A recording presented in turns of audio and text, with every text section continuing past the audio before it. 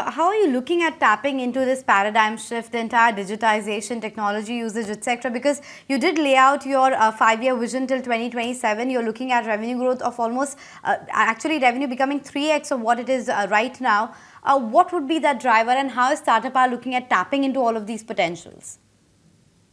Absolutely, and we are looking at huge growth.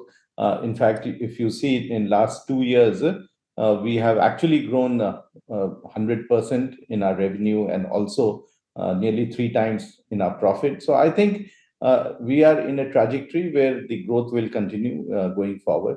And we do believe that Tata Power will play a very, very important role in the new technology areas. Renewable, of course, will be there, but renewable not just as standalone solar or wind, but renewable in terms of how do we package it on round the clock power, on peaking power. And that's where I think some of these solutions on storage, some of the hybrid solutions with pump storage, battery storage, some of the hybrid solutions, even on demand response and demand side management will happen.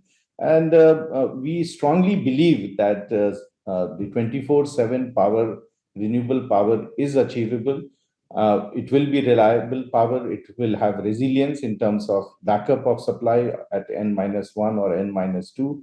And the type of solutions that are coming up and the software that has been developed to optimize the usage of power, I think it's not very far that we will be able to really provide the 24/7 renewable power, and that will become a reality. So, let's try and break this down, Dr. Sinha. Let's start with the supply side issue and coal. I mean, coal is down 45% on a year-on-year basis price-wise. How big a benefit is it for your thermal power generation, and where do you see the prices headed? You think the worst is behind us? I think the imported coal prices have gone down. We saw a high of $400 last year. It has now come down to something like 125, 130 on a like-to-like basis. And we do expect that it will come to sub 100 by the end of this calendar year. We believe that the worst is not off for imported coal.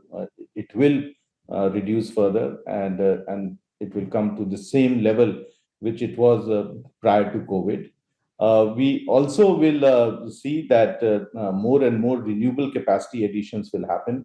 If you see last year, globally, 1.1 trillion was spent on just clean energy solutions. And this is just solar, wind, and pump storage and battery storage and things like that.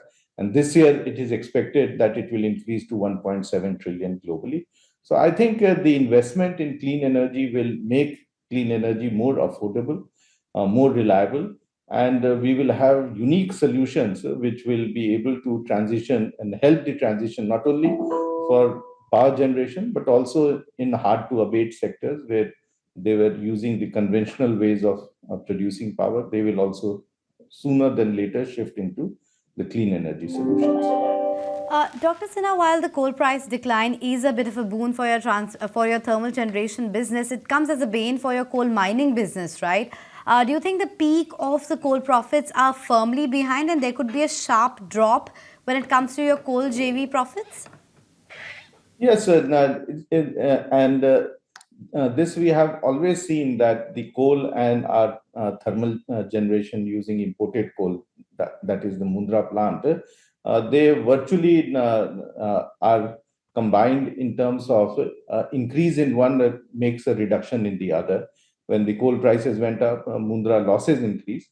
And when the coal prices will come down, the Mundra losses will reduce drastically. So I think they are a reflection to each other in terms of the price movement. And we do expect that the coal prices, the way it is coming down, the profit will come down. And so also the under recovery of Mundra will reduce drastically.